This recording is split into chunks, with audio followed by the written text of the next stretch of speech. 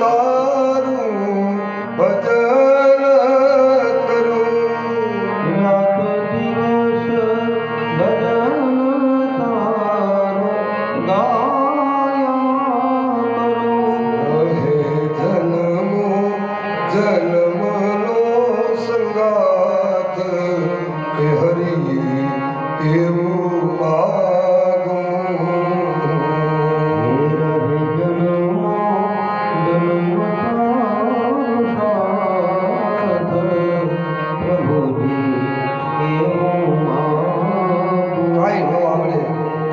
ઇષ્ટદેવ હોય ને ભગવાન રામ હોય શિવ હોય કૃષ્ણ હોય શ્યામ હોય કે ઘનશ્યામ હોય એની સામે ઉભા રહીને ખાલી 2 મિનિટ આવું ભજન સ્તુતિ કરો ને તો પણ ભગવાન માની લે છે.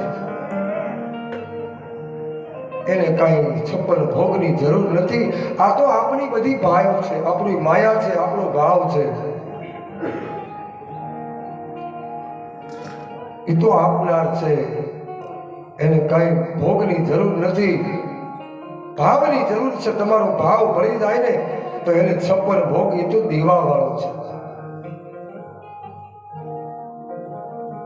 ભગવાન રામચંદ્ર ભગવાન ચારે ભાઈઓ ભરતલાલજી મહારાજ, લખનલાલજી મહારાજ, શત્રુઘ્ન મહારાજ બાલ ગોપાલોની સાથે પોતાના મિત્ર મંડળની સાથે અયોધ્યાની બહાર હવે રમવા લાગ્યા છે. ભગવાન ધીરે ધીરે 5 વર્ષના થવા લાગ્યા છે. બાળ સખાની સાથે ભગવાન ખેલી રહ્યા છે. બપોરનો સમય થઈ ગયો ને દશરથ રાજા કહે છે કે હવે તમે રામને બોલાવો. એક ઘડી પણ દશરથ મહારાજ રામ વગર રહી શકતા નથી. જેનો આત્મા હોય અને રામ કહો ને એટલે એનાથી મોટો આરામ આ જગતમાં એક પણ નથી. કોઈ પણ દેવ સનાતન ધર્મના એક પણ દેવી દેવતાઓ કોઈ પણ જગ્યાએ તમે જાઓ ને એ બધું જળ જેમ ગંગાનું હોય, યમુનાનું જળ હોય કે કોઈ પણ તીર્થનું જળ હોય ને એ સમુદ્રમાં જાય પછી એનું અસ્તિત્વ ન હોય. એમ બધાય કર્મનું ફળ શ્રી હરિના ચરણમાં જાય છે. આ તો નામ છે 1000. એક નામે બોલાવી. હવે બધાય આપણે બેઠા છીએ અહીંયા અને એક જ નામ હોય બધાયનું તો એને કઈ રીતે બોલાવવા? આ બધાયના વિધ નામ છે ને એમ ઈશ્વરના રૂપ અલગ છે, નામ અલગ છે, પણ ઈ તો ઈનો ઈદ છે.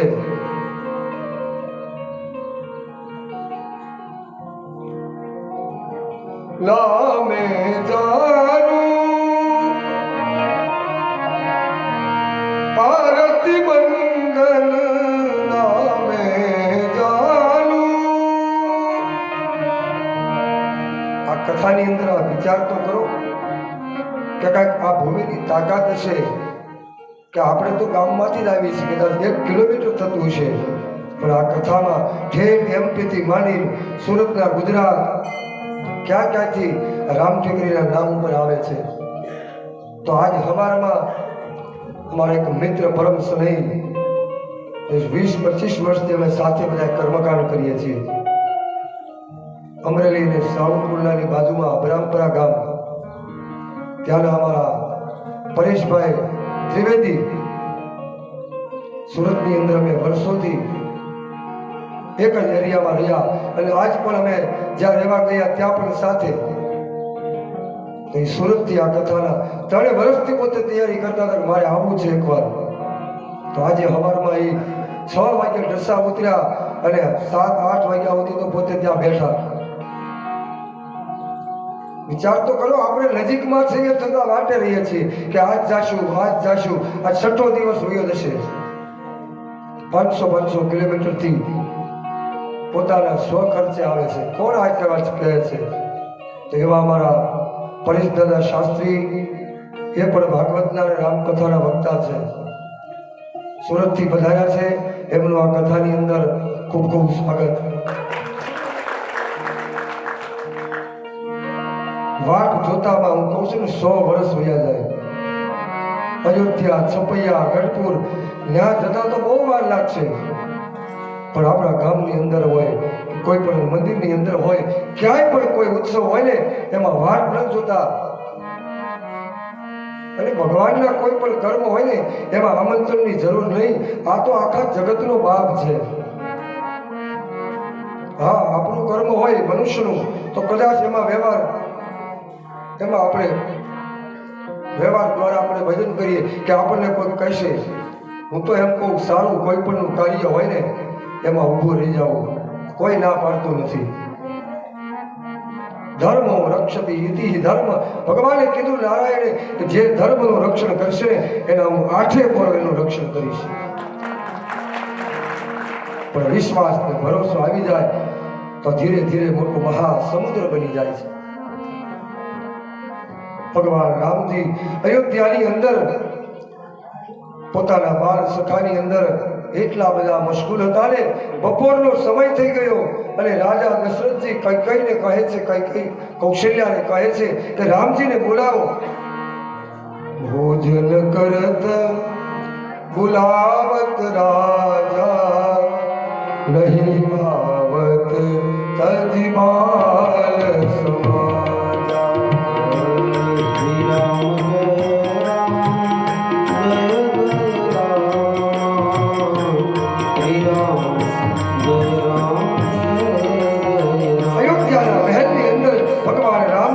પોતાના મિત્ર મંડળ સાથે રમી રહ્યા છે, ખેલી રહ્યા છે. પણ બપોરનો સમય થયો ને અવધપતિ રાજા દશરથ કહેવા લાગ્યા કે તમે રામને બોલાવો, એના વગર હું એક પણ ભોજન નહીં લઉં.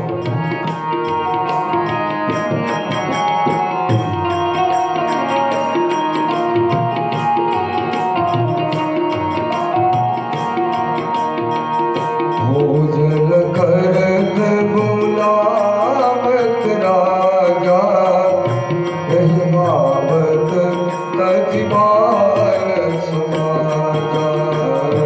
શ્રી રામ જય રામ જય જય રામ. શ્રી રામ જય રામ જય જય રામ. રાજા પોતે ભોજન કરવા માટે બોલાવા ગયા. વિચાર તો કરો, અયોધ્યાનો સમ્રાટ આજ એક બ્રહ્મની કુશળ પોતે પાછળ પગલા ભરે છે.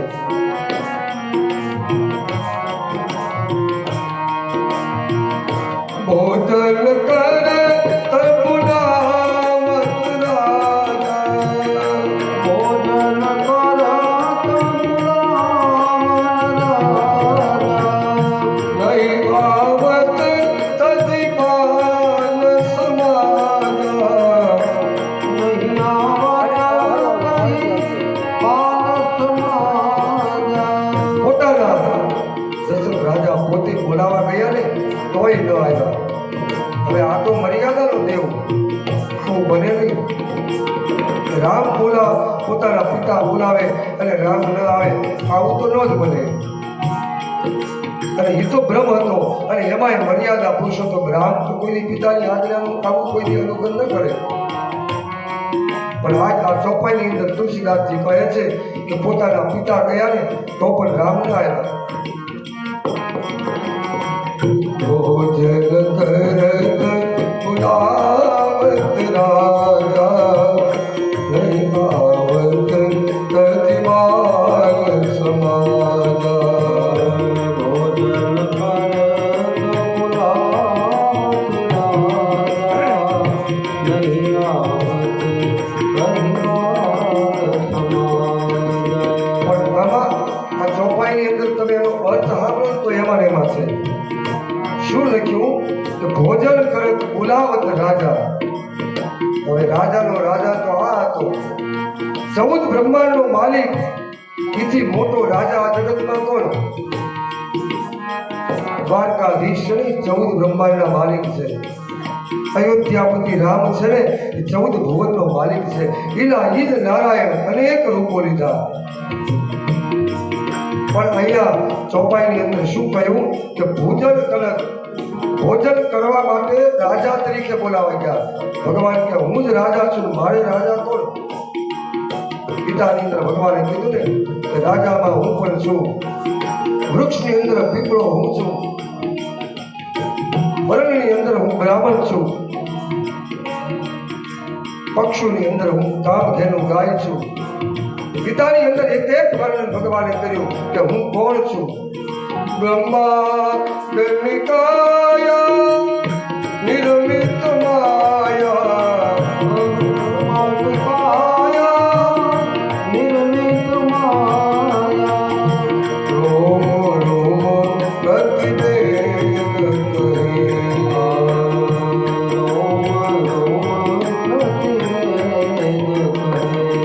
માતા પુલી બોલે સોમતી બોલે કજહું તાત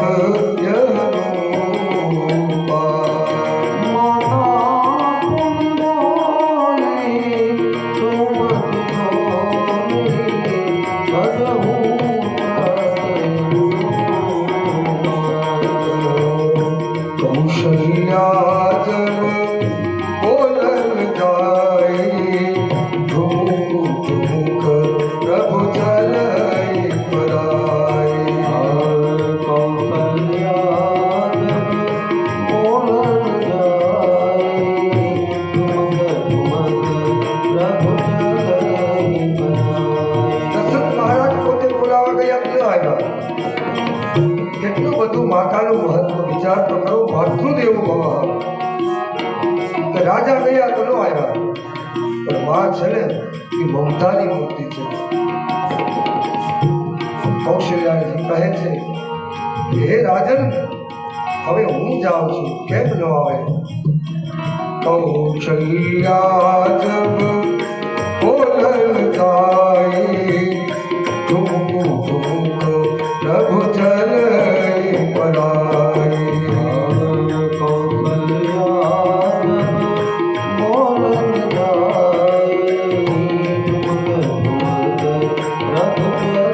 કૌશલ્યાજી ગયા ને, હે રાઘવ બેટા આપ ચાલો, ભોજનનો સમય થઈ ગયો છે. ઘણો સમયથી આપ રમી રહ્યા છો, આપણા બાલ સખાની સાથે આપ રમી રહ્યા છો. હવે બપોરનો સમય થઈ ગયો છે, તમારા પિતા બોલાવે છે. હે માં, આવું તમારી સાથે એમ કહેવાય છે. માં એક જ સાજ પાડ્યો ને, ત્યાં તો ભગવાન ઠૂં કરતા માતાના પાલવની અંદર આવી ગયા. માએ તેડી લીધા, પોતાને ચૂંટીઓ લેવા લાગી.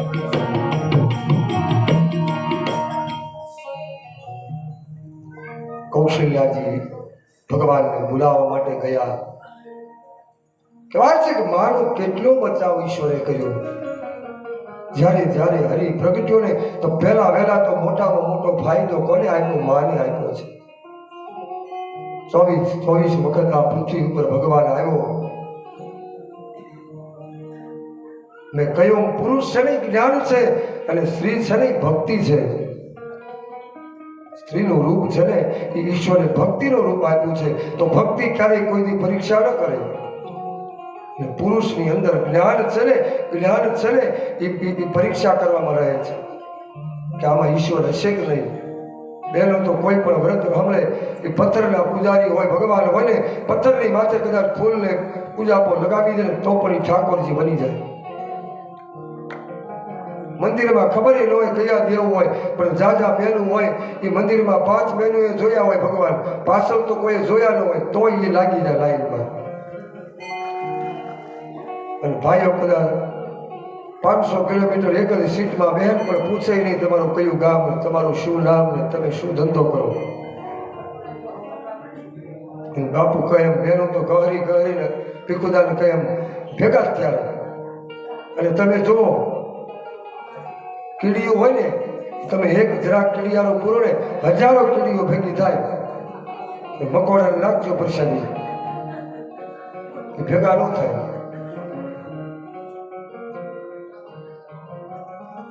આ એનો ભાવ છે.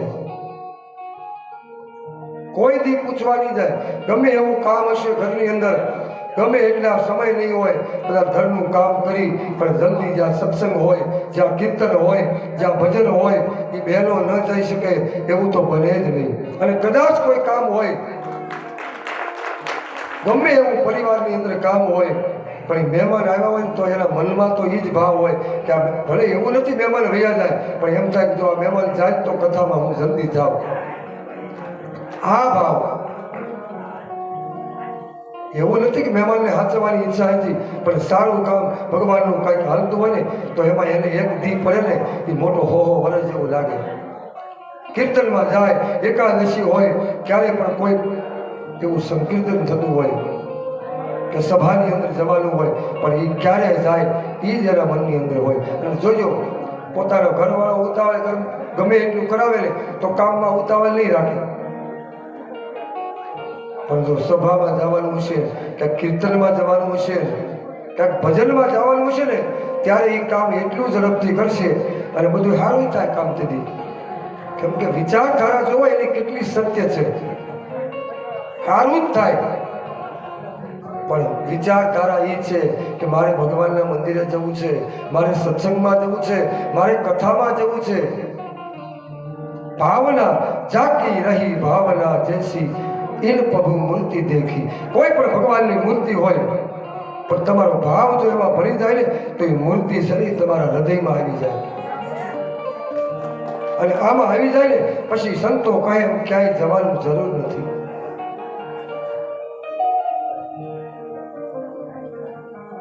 આજે અમારા મુકેશભાઈ દવે, અમારા દવે પરિવાર કાલે હમાતા નહોતા, આજ પણ સુરતથી 2 દિવસ અમારા હિન્દુભાઈ પણ હતા. આજે અમારા મુકેશભાઈ દવે શાસ્ત્રી એ પણ સુરતથી અત્યારે જ પધાર્યા છે.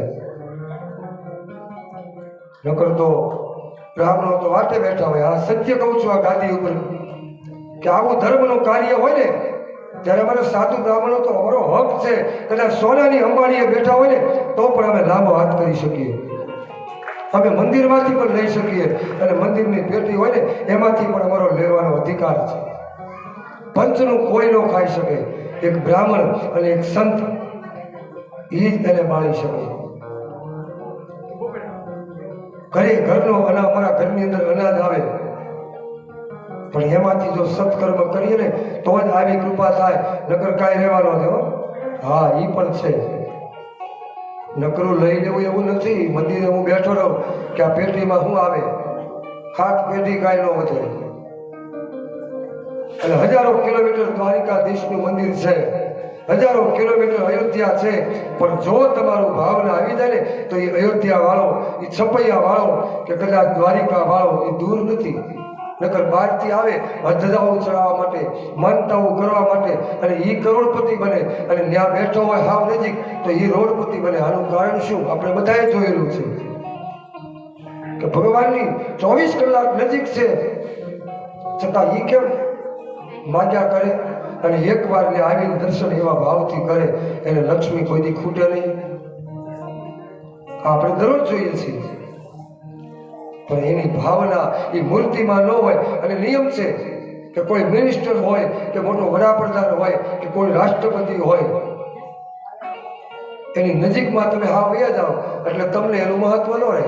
મેં દરરોજ કહું છું કે ગામનો મોટામાં મોટો માણસ હોય, ગામના મોટામાં મોટા ભગત હોય, ગામના મોટા મોટા સંતો હોય, ગામના મોટા મોટા મંદિરો હોય, કે ગામનો મોટો કોઈ પણ શ્રીમંત હોય કે એક વાત કરો લાખો રૂપિયા દરરોજ આપી દેતો હોય, છતાં એ ગામના શું કહે તમે તેને ઓળખી, કોઈ દી ન ઓળખી શકે એને. આજ 25-30 વર્ષથી, 40-50 વર્ષથી એમ ગણો તો આપણા ગામનો ઇતિહાસ 60-70 વર્ષથી છે. સુરતમાં 60-70 વર્ષ પહેલા પણ આપણા ગામના હતા અને ગયાના. નકર બાપુ કેમ અમે બધા હારે જ કે હતા, હારે હતા, પણ એ ક્યાં ગયો, તમે ક્યાં છો એ તો જોવો, એ તપાસ કોઈ નથી કરતું. બસ હારે હારે કરે. તું ત્યાં રહી ગયો વાતો કરવામાં, નિંદા કરવામાં, અને ઓલા એ છોડી દીધું એટલે એ તરી ગયો. નકર મરી તો બધા જવાના જ છે, પણ તરી જાય ને એ જીવન છે. અને પછી ભેગા થાય, દિવાળીએ ભેગા થાય કે આવા પ્રસંગમાં ભેગા થાય ત્યારે ખાલી વાતો જ કરે.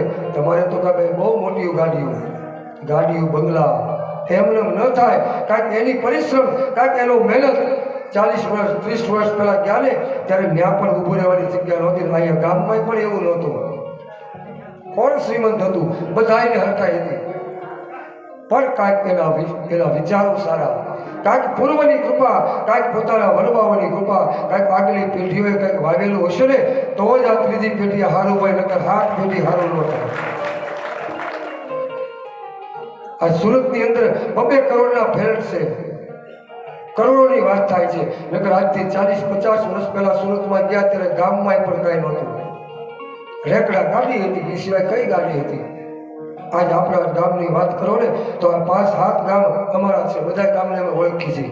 લીમડાથી માંડીને બધા વિસ્તાર છે, ગરડા સુધી. કયા ગામની અંદર એટલું સુખ હતું? એકેય ગામમાં નહોતું. પણ આજ એક પરિવાર જુઓ, આપણા ગામથી હજારો નહીં, પ્લેનમાં બેહો ને તો 24 કલાકે પહોંચે એટલી બધી અમેરિકા સુધી આપણા ગામના, જાપાનની અંદર છે, ક્યાં ક્યાં છે વિચાર તો કરો. આ એની કાંઈક કૃપા, કાંઈક એના પૂર્વજોની કૃપા. એમને લક્ષ્મીથી ન જવાય, અને એમને લક્ષ્મી વાતું કરે ન આવે, કાંઈક વાવવું પડે. આજ અમારી તમારી અમે 5-5 પેઢી જોઈ લીધી. આમાં લગભગ ઘડિયાળે મેં જોયા છે વડીલોને કે 100 વર્ષના, 90 વર્ષના થઈને ગયા. ભલે એને 1 ટકનું અનાજ નહોતું જોયું, પણ બીજાને જમાડી દીધા, બીજાને આપી દેવાની ભાવના હતી ને, આ એની કૃપા છે. નકર તો સુરતમાં દરરોજ મજૂરો કરોડો રૂપિયાના બંગલા, ફ્લેટ બનાવે છે. કોણ? નાના માણસો જ બનાવે છે. પણ એને પૂછી દો, તમે આમાં રહી શકો? ન રહી શકે. આ બધા ફ્લેટ બને છે, આ બધા જમીન મકાન બને છે, એ આપણે જ બનાવ, આપણે તો પૈસા આપી દેવી છીએ. બનાવનાર મજૂર જ છે, પણ એ મજૂરને પૂછો તમારા ઝૂંપડામાંથી કાંઈ થયું? ઈશ્વર કોઈથી ભેદ નથી કરતો, પણ કીધું ને કે જન્મને જાય તે શુદ્ર, જન્મથી બધા શુદ્ર છે. પણ જો સારું કર્મ કરો ને તો જ બ્રાહ્મણ, સારું કર્મ કરો તો એ ક્ષત્રિય, અને એથી સારું કર્મ કરો ને તો એ વૈશ્ય બને, અને એથી સારું કર્મ કરો તો એ શુદ્ર બને. 4 વર્ણ ભગવાને બનાવ્યા, બ્રાહ્મણ, ક્ષત્રિય, વૈશ્ય અને શુદ્ર. એ કર્મથી મહાન છે, કોઈ વર્ણથી મહાન નથી. હા તો કે હું બ્રાહ્મણ છું, હું ક્ષત્રિય છું, હું વૈશ્ય છું, હું વેપારી છું, હું શુદ્ર છું, એવું હું પણ જ્યારે વયું જાય ને ત્યારે સત્ય આવે. સત્ય કી રાહ દિખાઈ એ સદગુરુજી,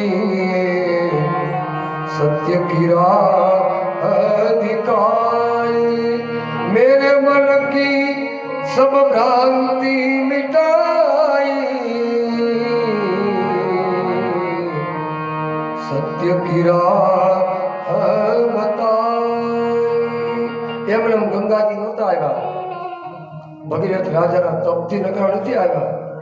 તમે કોઈ માતાજીના મંદિરમાં કે કોઈ પણ દેવ મંદિરમાં જાઓ અને તમે શ્રીફળ વધેરો, 1 ગાય ન તૂટે, કદાચ 2 ગાય ન તૂટે, અને 3જા ગાય તૂટી જાય તો એમ ન માનું કે 3જા ગાય તૂટ્યું.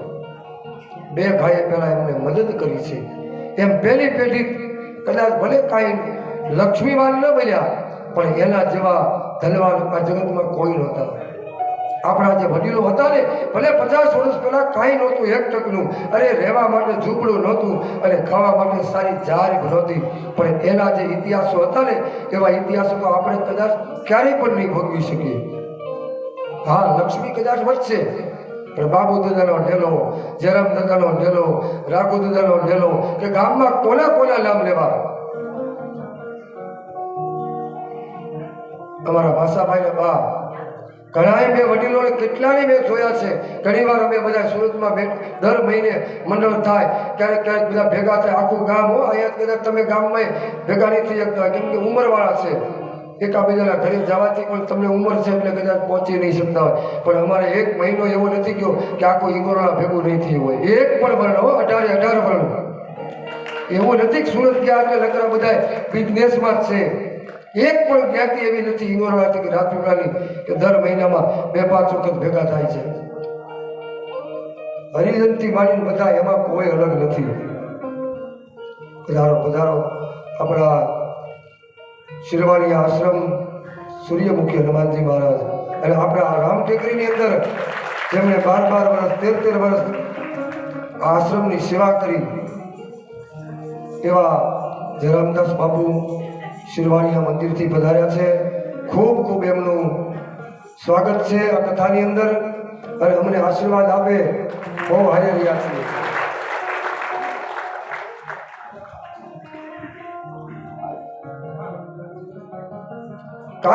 માનવોના કાંઈક પુણ્ય ભેગા થાય ને ત્યારે કોઈ મહાપુરુષ બને, સારા કુળની અંદર જન્મ મળે અને ઉત્તમ કુળમાં મળ્યા પછી સારી એમને લક્ષ્મી મળે. એમને લક્ષ્મી ન મળે. લક્ષ્મી માટે જ બધા દોડે છે. કોઈ પણને તમે પૂછો, દુનિયાનો ગમે એવો ધનવાન વ્યક્તિ હોય એને પણ તમે પૂછો ને તો એમ કે હજી લક્ષ્મીની જરૂર છે. હા, જરૂર જ છે. ભલે ભલે બેવા દો. કોઈ પણ વ્યક્તિને તમે પૂછો ને તો લક્ષ્મી માટે જ બધા દોડે છે. અને લક્ષ્મીની જો જરૂર ન હોત ને તો અમારા ઋષિ મુનિઓએ વેદની અંદર લક્ષ્મીના સ્તોત્ર ન બનાવ્યા હોત. જરૂર છે, કેમ કે મહાલક્ષ્મી છે, નારાયણના પત્ની છે. હે બાપુ, યા શ્રી સ્વયં સુગતિના ભવનેશ્વર લક્ષ્મી પાપાત્મનમ પ્રતદયામ હૃદયેશોક્તિ શ્રદ્ધા સતા પુનજના પ્રભવાસન ચા ત્વંપાનતાસ્મ પરિપાલય દેવી વિશ્વમ. જો લક્ષ્મીની જરૂર ન હોત ને તો આટલા બધા એમના સ્તોત્ર ન બન્યા હોય. સમુદ્ર મંથન કર્યું ને ત્યારે 14 રત્ન નીકળ્યા ને એમાં લક્ષ્મીજી પણ નીકળ્યા છે. લક્ષ્મીની તો બધાને જરૂર છે, પણ કૃપા ક્યારે થાય? કંઈક વાવવું પડે, કંઈક આગળની પેઢીઓ વિચાર કરો. આજ આપણે સંબંધ કરવા હોય ને કરોડો રૂપિયા પડ્યા છે આપણા ઘરની અંદર, પણ આ કલિકાલની જોવો કહાની. પેલા ઘરની અંદર હારા નળિયા પણ નહોતા, રેકડા ગાડી નહોતી. અરે મેં તો જોયું છે કે એક જ બળદ હોય, વાવણી કરવા જાય કાંઈક ખેતી કરવા જાય ને બીજો બળદ કાં વેવાઈના ઘરેથી લાવે અને કાં કોઈ ગામમાંથી ઉછીનો લાવે તો પણ એની ખેતી હાલતી હતી, તો પણ એનું ઘર હાલતું હતું. અને એનું નામ પડે ને ત્યાં દીકરીઓ દેવા માટે લાયક હતા. જ્યારે જ્યારે હું આવતો ને, નાનો હતો સુરતમાં, આજ 25 વર્ષ થઈ ગયા મારા પિતાજીને. ગામની કૃપા છે કે એક એક પરિવાર પૂછે. અમારા માસાભાઈ ને બા, હજી હું આખી વિશે વિચાર કરું ને તો એ કાળી આવી કામળી માથે ઓઢી હોય સાડી, અને એમ કહેવાય 2 ફૂટ તો પાછળ આમ લહરતી. અને એ માતાજી જ્યારે મળે ને ત્યારે એમ કે ભાઈ કેમ છે? કોઈ દી તુકારો નહીં કર્યો. વિચાર કરો, એ તો નકર મા જેવા હતા બધા વડીલો. મારા રાઘુ દાદા કોના કોના વખાણ કરવા, એક એક માળીના મેં આશીર્વાદ લીધા છે. અને એમ કે બાપા ખૂબ આશીર્વાદ. અહીંયા બેઠા પછી અભિમાન ન આવવું પડે. આથી મોટી જગતની એક પણ ગાદી નથી. દુનિયાનો કદાચ કોઈ પણ અહીંયા આવે ને, હું કહું છું 4 જગત ગુરુ કદાચ આવે ને તો આની ઉપર ન બે, એ પણ આનાથી નીચે બે. કે સનાતન જગતની મોટામાં મોટી ગાદી હોય ને તો આ ધર્મની ગાદી છે. અને ધર્મની ગાદી ઉપર બેઠા પછી ત્યાં અસત્ય ક્યારે બોલાય નહીં. તમે પણ પૂજા કરવા માટે બેહો, શ્રી હરિની પૂજા કરો, કોઈ પણ ઈષ્ટની પૂજા કરો ને, એ પૂજાનું સ્થળ છે ને એ પણ પવિત્ર ભૂમિ છે, એ પણ એક ગાદી છે.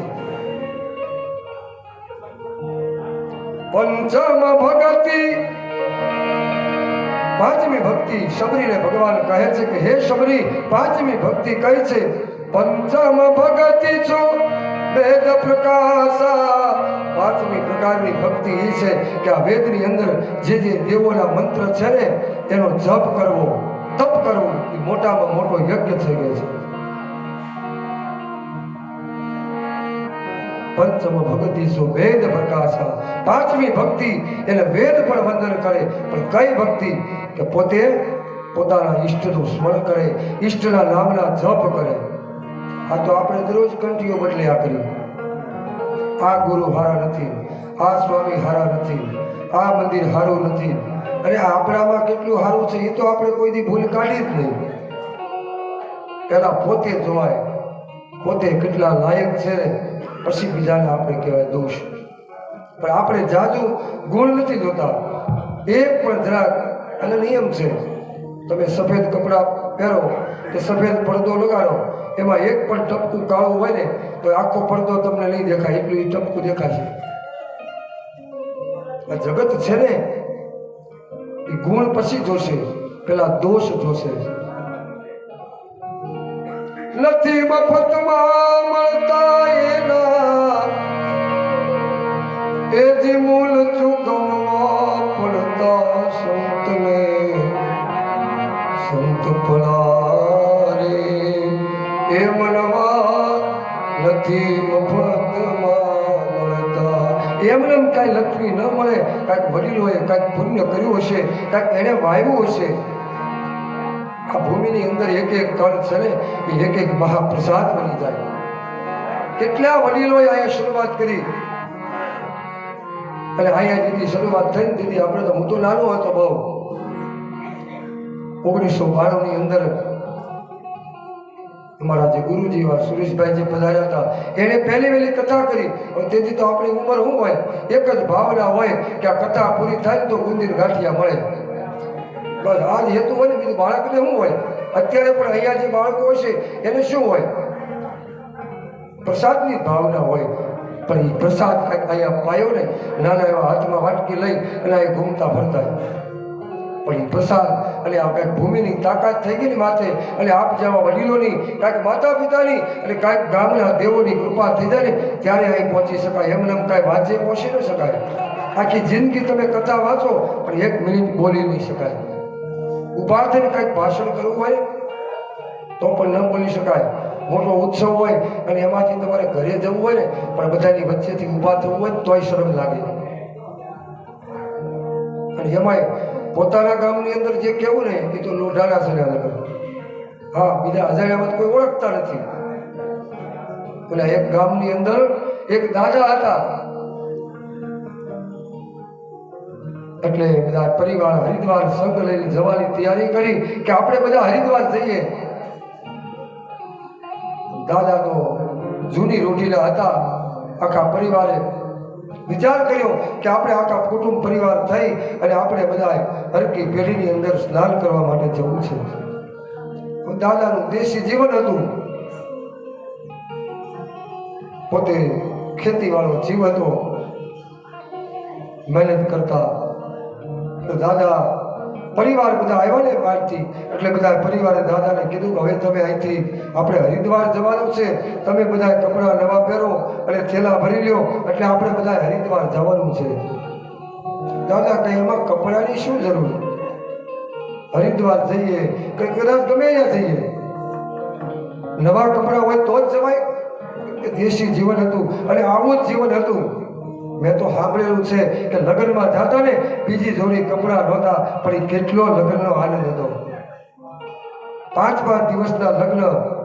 જાનને ત્યાં રોકે, રસ્તામાં પોતાના મામાનું ફઈનું ગામ આવે, કાંઈ નહોતું તો એ જાનુને રોકી.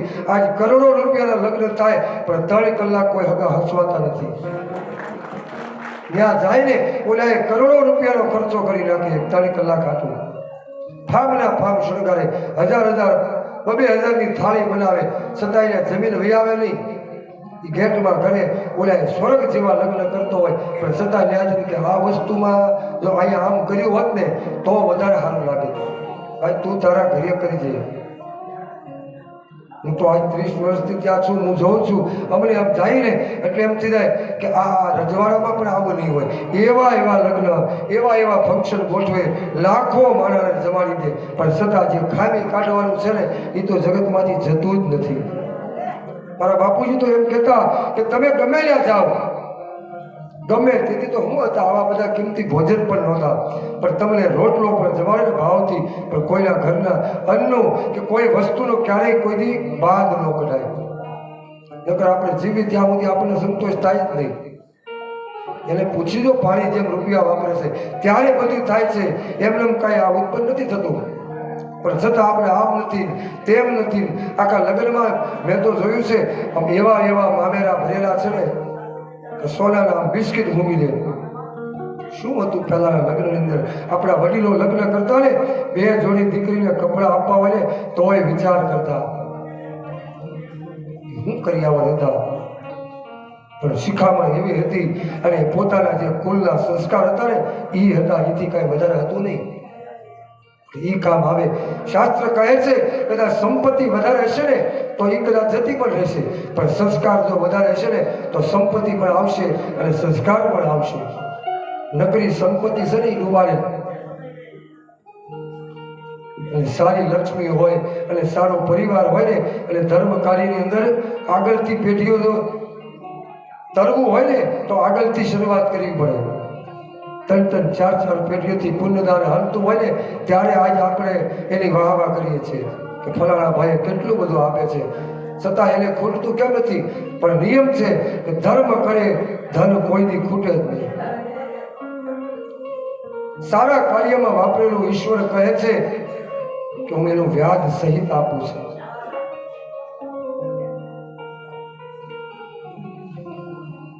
હું હાથને મારા ફેલાવું તો તારી ખુદાઈ દૂર નથી, અને હું માગું ને તું મને આપી દે એ વાત મને મંજૂર નથી. ખુશી દે દે જવાનાને મને આ નાજીર કથૈયા ભાવનગરનો મહાન કવિ છે ને, એ એકદમ ગરીબ હતો પણ એના જે પદો લખેલા, એની જે ગઝલો લખેલી છે ને, એ એકવાર તમે વાંચો ને તો તમને એમ થાય કે ભગવાનની હારે વાતો કરી છે.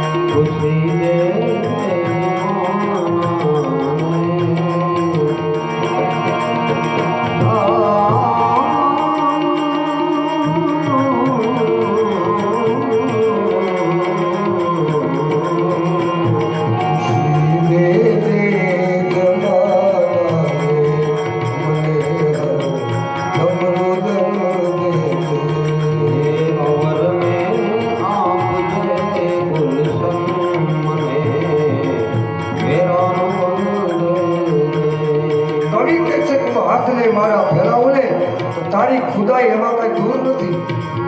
હું માગું તું આપી દે એ વાત મને મંજૂર નથી. એમ આપણા કડિયાએ છે ને કાંઈ હતું નહીં, પણ આપવાની ભાવના જે હતી ને એને હિસાબે ઈશ્વરને આપવું પડે.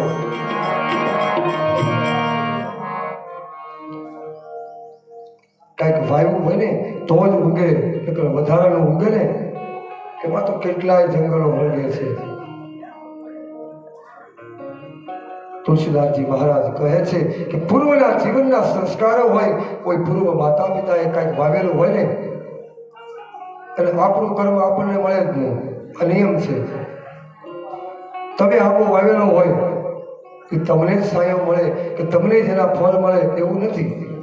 પણ જ્યારે મોટું ભેગોળ વૃક્ષ બની જાય ને, પહેલા ગામના પાદરો જુઓ, પહેલાના એવા મોટા પીપળા વડલા પણ વાવેલું વયા જાય, પણ એ બીજી પેઢીએ એવો વડલો બની જાય ને કે એવી વાડી બની જાય ને કે ગયેલા પછી 3 પેઢી એને યાદ કરે. એમ પહેલી પેઢીએ કંઈક કરવું પડે. અને મને તો આ કથાની અંદર વધારે એવો ગર્વ છે કે મારા વડીલોને હું કથા કરું છું. બીજા ગામમાં જઈએ તો ત્યાં તો કોઈ ઓળખતા નથી. એમ આ દાદાને આખા પરિવારે કીધું, બાપા તમે તૈયાર થઈ જાઓ, કપડાનો થેલો લઈ લો, આપણે બધાને હરિદ્વાર જવાનું છે. પણ દાદા કે કપડા નવા પહેરો કે ન પહેરો, મને હરિદ્વારમાં કોણ ઓળખશે? એ કે કપડા કદાચ હું નવા પહેરું કે આ જૂના પહેરું, હરિદ્વારમાં મને કોઈ ઓળખવાનું નથી. એમ કરીને દાદાને ત્યાં લઈ ગયા. દાદાએ ન પહેર્યા ગામમાં નવા કપડા, ન ગયા હરિદ્વાર ત્યાં. ગામમાં લેવાનું કીધું તો કે અહીંયા મને બધા ઓળખે છે, અહીંયા તો હું કદાચ ગમે એ કપડાં પહેરું તો હાલે. અને હરિદ્વારનું કીધું તો દાદા કે ત્યાં તો મને કોઈ ઓળખતું નથી, ત્યાં ક્યાં કોઈ આપણે પૂછવાનું તમે કયા ગામના છો. એમાં જિંદગીમાં કાંઈક મેળવ્યું હોય ને તો એને કાંઈક ઉપયોગ થાય ને એ જીવન છે.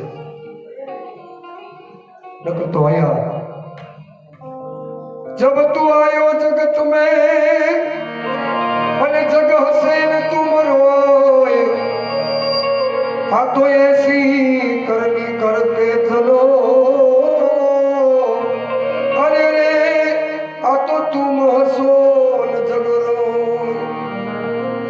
જ્યારે મનુષ્ય જન્મ થાય ને ત્યારે બાળક આવે ને એ રોતો હોય અને આખું જગતને આનંદ હોય કે અમારા ઘરે પુત્રનો જન્મ થયો. આખું જગત આનંદમાં હોય અને એ જે જીવ આવે છે ને એ તો રોતો હોય, રડતો હોય. પણ કવિ એમ કહે છે કે ત્યારે આવ્યો ત્યારે ભલે રડતો હોય પણ જાને ત્યારે આખું જગત રડવું પડે અને તું હસતો હસતો વયો જાય છે.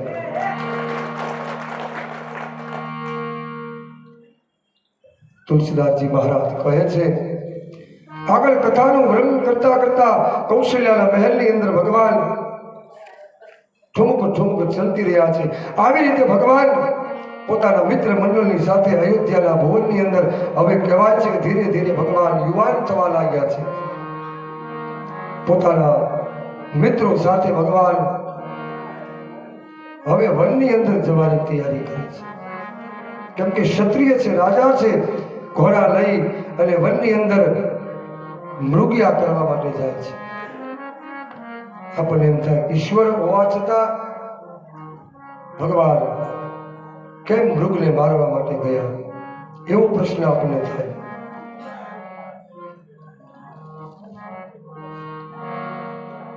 પણ ભગવાન આ એક એક કથા, એક એક ચોપાઈ, ભાગવતનો એક એક મંત્ર છે ને એ ગૂઢ સમાધિ ભાષાની અંદર છે.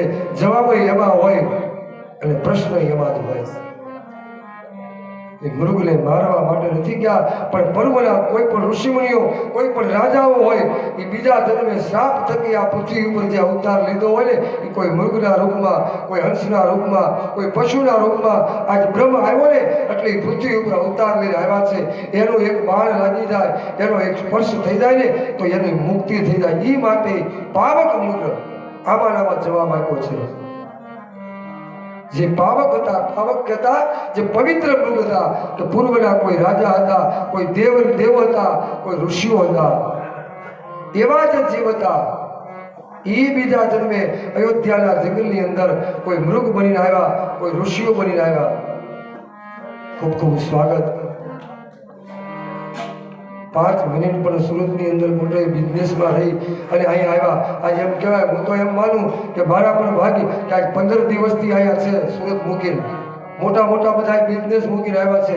આ દેદાભાઈ કે અમારે કોઈ આ જે કાંઈ આવ્યા છે એ કોઈ ફ્રી નથી હો. અને ફ્રી હોય ને તો બધા કાર્ય થાય એમ નથી.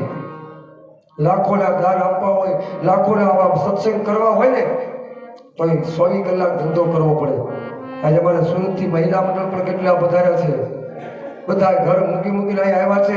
કોઈ ફ્રી નથી, પણ ભગવાનના કાર્યમાં તમે ફ્રી થાવ ને એટલે ઈશ્વર પણ તમને એવી લક્ષ્મી આપે ને તમારે દોડવું ન પડે, ઘરે બેઠા આપી દે.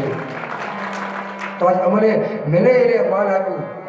સુરતથી કીધું કે તમારે ગમે એમ થાય, તમારી કથા તો હજી 7 દિવસની વાત છે, પણ એ પહેલાં હું 7 દિવસ વહેલા આવ્યો.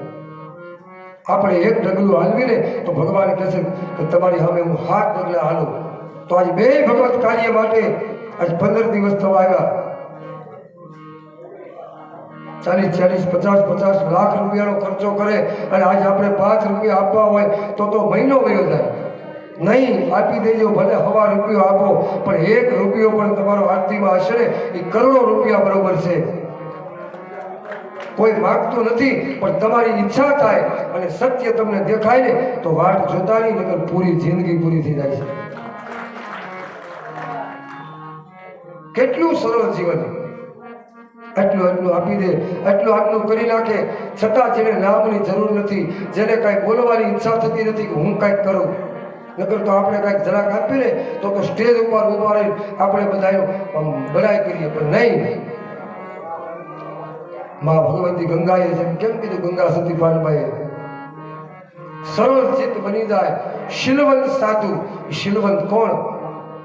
તેને વારે વારે નમીએ એવો કોઈ પવિત્ર આત્મા હોય ને. પછી જ્ઞાતિ ગમે એ હોય, આમાં આ કથાઓમાં ક્યાંય જ્ઞાતિ જાતિ આવતું જ નથી. એ બધું આપણામાં આવે. હું આ છું, હું આ છું, એમાંથી મુક્તિ થાય ને તો જ અહીં હવાય. અને અહીંયા બેઠા પછી કોઈ જાતિ પાતિ, કોઈ કુલ બર્મ આ બધાય હાલતી જ નથી.